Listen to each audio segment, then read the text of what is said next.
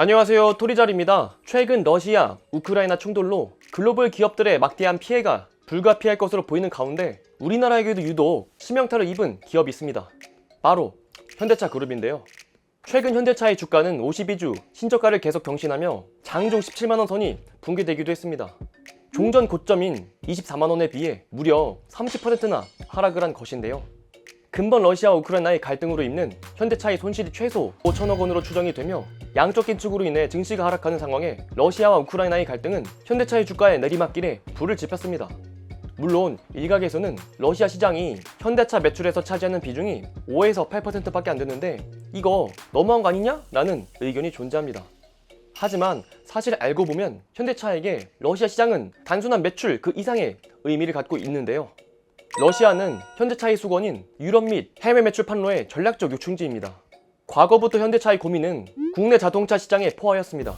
2015년 이후 국내 내수 차량 시장은 180만 대 수준에 고착화되어 있었고, 이에 따라 현대차 실적 역시 2020년까지 100조 수준으로 5개년 연평균 성장률이 2%로 답보 상태에 놓여 있었습니다.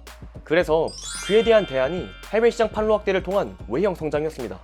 현대차가 공개한 2021년 판매량을 보면 총 389만 981대 중 국내 72만 6,838대, 해외 316만 4,143대를 팔며 북미, 유럽, 인도 등 3대 대륙 시장을 주력으로 외형 성장에 나서고 있습니다. 최근에는 참패를 겪었었던 일본 시장에도 12년 만에 재진출을 했죠. 사실상 전체 판매량의 80%가 해외에서 나오고 있고, 현대차가 괜히 글로벌 현대를 외치는 것이 아닙니다. 얼마나 현대차가 해외 시장 확장에 목을 맸는지 알 수가 있죠.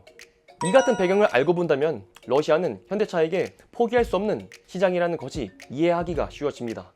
러시아는 다른 유럽 국가에 비해 상대적으로 합리적인 인건비와 러시아 정부의 지원 정책 등 이점이 많습니다. 러시아 통계청 로스타트에 따르면 2019년 기준 러시아인들의 평균 연봉은 57만 루블, 우리나라 돈으로 850만원 수준으로 한 달 평균 임금이 62만원으로 저렴한 수준을 형성하고 있습니다. 이는 다른 유럽 국가들보다도 인건비가 상당히 저렴한 수준이며 우리나라의 현대기아 공장 인건비와 비교하자면 설명할 필요도 없죠.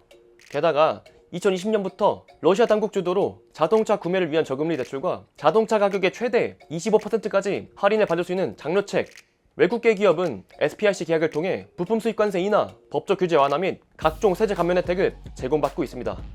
그래서 벤츠, BMW, 폭스바겐과 같은 글로벌 완성차 기업들도 러시아에 공장을 세웠고, 우리나라 역시 마찬가지로 현대차가 상페테르부르크에 공장을 세웠습니다.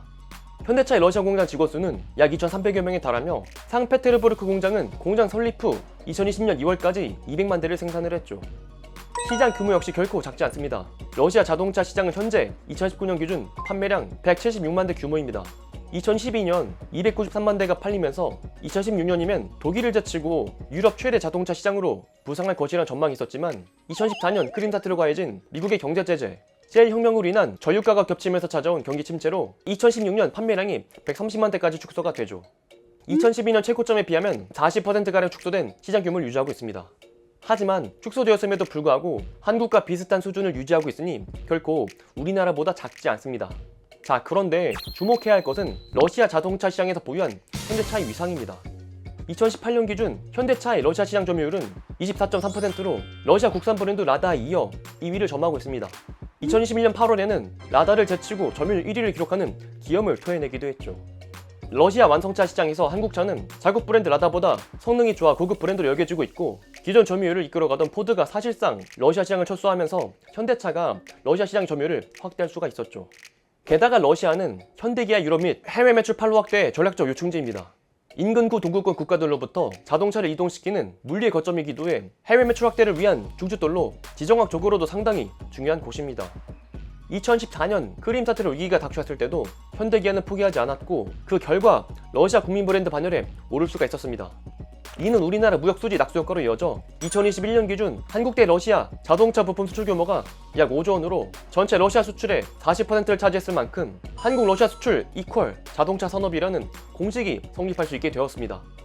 즉 현대차에게 러시아 시장은 포화 상태에 접어든 한국 내수 시장 타개를 위한 해외 판로 개척의 중추돌임과 동시에 현대차가 진출한 해외 시장 중 점유율 2위를 기록할 정도로 유의미한 성과를 거두고 있었던 시장인 것입니다. 자, 그렇다면 이번 전쟁으로 왜 현대차가 유독 소가리가 심한지 우리는 유추가 가능합니다. 현재 미국이 러시아에 반도체, 컴퓨터, 센서 등의 수출을 제한하기로 결정하며 경제 제재가 점차 강화되는 만큼 러시아에서 공장을 운영하는 기업들은 부품 공급에 차질을 빚을 가능성이 커지고 있습니다.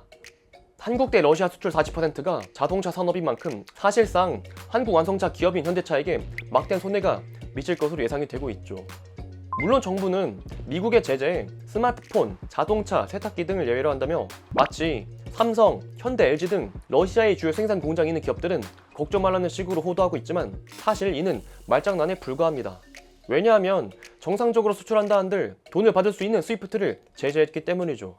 스위프트는 국제 송금 및 결제 시스템으로 외화 거래를 통해 하루 수조 달러의 거래를 체결하는 세계의 중앙은행 역할을 맡고 있습니다. 하지만 미국과 EU로부터 스위프트 제재를 받으면 달러와 유로화 결제가 불가능해져 사실상 수출을 해도 대금을 받기가 어려워집니다. 러시아 공장에서 생산된 차량의 일부는 유럽에 수출을 하는데 스위프트 제재로 인해 달러 및 유로화 결제가 불가능해질 수밖에 없는 것이죠. 게다가 현재 세계 각국이 러시아에 대해 경제봉쇄에 준하는 제재를 가하겠다고 나서고 있는 상황이라 사태가 심각해질 경우 러시아에서 생산된 현대차의 수입 물량 전량을 아예 거부해버릴 수도 있죠. 이는 현대차의 재고 처리에도 골머리를 앓게 될 수밖에 없습니다. 잠깐만 말씀을 드리면 자동차 산업은 재고 관리가 매우 중요한 업종 중 하나로 꼽힙니다. 제품의 부피가 커 보관 장소 임대 등 비용이 많이 발생을 하고 오래 방치할수록 녹, 부식 발생 등 훼손의 위험이 증가합니다. 재고를 팔기 위해 무리한 할인을 진행할 경우 중고차의 가치가 떨어지고 신차 가격에도 영향을 줄 수가 있죠. 즉 러시아 공장에서 생산이 되는 연간 30만 대에 달하는 차량이 자칫 잘못하다간 악성 재고로 이어져 현대차에겐 막대한 손실로 이어질 수 있다는 것이죠. 그래서 현대차는 리스크를 줄이기 위해 3월 5일부터 5일간 러시아 공장 생산을 중단하기로 결정하기도 했죠. 현재 현대차 그룹의 손실은 추산된 금액으로만 4,500억 원에 달할 것으로 예상이 되고 있습니다. 게다가 5일 종가 기준 러시아 화폐인 루블의 가치가 달러당 105루블까지 화폐 가치가 급락하며 현대차 입장에선 원화로 환산한 수출 대금도 줄어 손실이 커질 수밖에 없습니다. 결국 지금 현대차가 맞이한 상황을 정리해보면 2021년 차량용 반도체 수급 난 속에서도 역대급 실적을 기록하며 이 기세를 몰아 전기차 라인업으로 DNA 변경까지 이뤄내며 따뜻한 봄날을 기대했지만 2022년 접어선 지 얼마 되지 않아 다지금 수요의 난관을 맞이하게 된 것입니다. 현재 유럽은 현대차의 해외 매출의 두 번째로 큰 비중을 차지하고 있습니다. 러시아는 유럽으로 자동차를 이동시키는 물류의 거점이기도 해 러시아를 통해 유럽 시장을 공략하는 현대차에게는 더욱 큰 타격으로 여겨지고 있습니다. 그래서 러시아 사태로 인한 나비효과로 세계 투자업계가 예민하게 반응을 하고 있고 현대차 역시 이에 대해 골머리를 앓고 있습니다. 유럽의 전역을 넘어 전 세계적인 경제가 타격이 불가피해질 것으로 예상이 됐는데 이제는 자동차 산업을 넘어 유관 산업에도 연쇄적인 타격이 예상되는 것이죠. 하지만 2014년 크림 사태 때에도 완성차 기업들이 러시아에서 철수할 때 현대차는 러시아 시장에서 버티며 위기를 지혜롭게 넘겼습니다. 그에 대한 방증으로 러시아 국민차 브랜드로 오를 수가 있었죠. 이번 기회 역시 과거에 위기를 잘 넘겼듯이 현대차가 지혜롭게 잘 헤쳐나가리라 믿습니다. 게다가 현대차 2022 라인업 역시 전기차로의 DNA 전환으로 미국의 최초로 전기차 생산 공장 설립하는 등 생산기지 안정화를 가지고 있는 작업을 진행하고 있습니다. 현대차가 근본 리스크를 잘 넘길 수 있을 것이라 믿으며 한국의 모빌리티 기업으로서 글로벌 현대를 이끌고 있는 지금 현대차를 진심으로 응원합니다. 오늘의 영상은 여기까지입니다. 영상의 내용이 좋았다면 구독과 좋아요 한 번씩 부탁드리도록 하겠습니다. 알림 설정까지 하신다면 유튜브 토리자리 영상이 올라오는 대로 바로바로 시청하실 수 있습니다. 그리고 제가 최근에 증권사 다니는 친구와 함께 네이버 프리미엄 콘텐츠 투자 마니또 채널에 글을 게재하고 있습니다. 화, 수, 금, 일 일주일에 4번씩 글이 올라가고요. 제 영상을 글로써 읽고 싶으신 분이거나 해외 및 국내 증시의 핫 이슈를 파악하고 싶으신 분이라면 한번 찾아주시면 좋을 것 같습니다. 그럼 저는 또 다음에 좋은 영상으로 찾아뵙도록 하겠습니다.